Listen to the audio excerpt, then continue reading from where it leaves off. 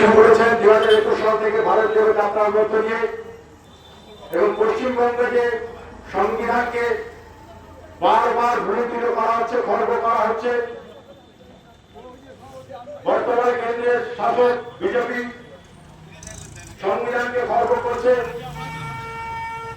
এবং বাংলায় আমরা দেখছি বিজেপি তো আছেই, তার সাথে তার যোগ্য উত্তরসূরি তৃণমূল কংগ্রেস বিভিন্নভাবে সংবিধানকে খর্ব করার একটা প্রচেষ্টা চালিয়ে গেছে। এই কেন্দ্রের বিজেপি তার নির্বাচন কমিশনের এজেন্ট বানিয়ে পশ্চিমবঙ্গে এসআইআর তৈরি করে গোটা দেশের কোথাও লজিক্যাল ডিসক্রিপেন্সি বলে কোনো শব্দ নেই, শুধুমাত্র এই বাংলায় লজিক্যাল ডিসক্রিপেন্সির নামে 91 লক্ষ মানুষের নাম বাদ দিয়ে দেওয়া হয়েছে। আপনারা বলুন তো, একটি সুষ্ঠু গণতান্ত্রিক অবাধ নির্বাচনে 91 লক্ষ মানুষের নাম বাদ দিয়ে নির্বাচন কি সুষ্ঠুভাবে করানো যায়? মানুষের নাম বাদ দিয়ে তাকে কি আমরা অবাধ নির্বাচন করতে পারি?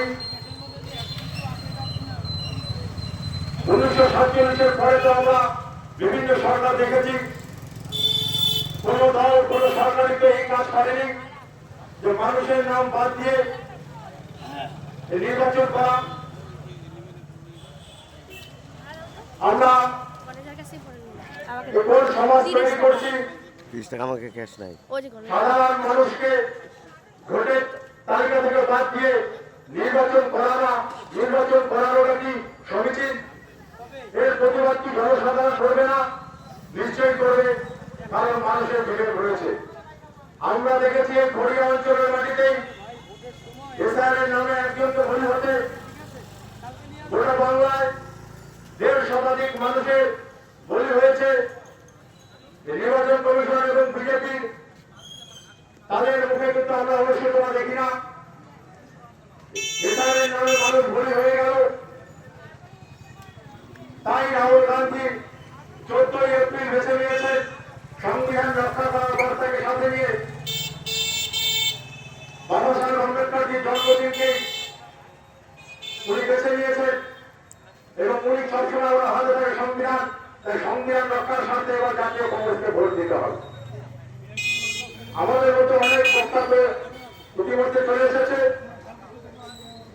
এবার আমি অনুরোধ করব সদরপক্ষে জাতীয় কংগ্রেসের সভাপতি মাননীয় রঞ্জিত রায় মহাশয়কে সূচনার কথা বলার জন্য।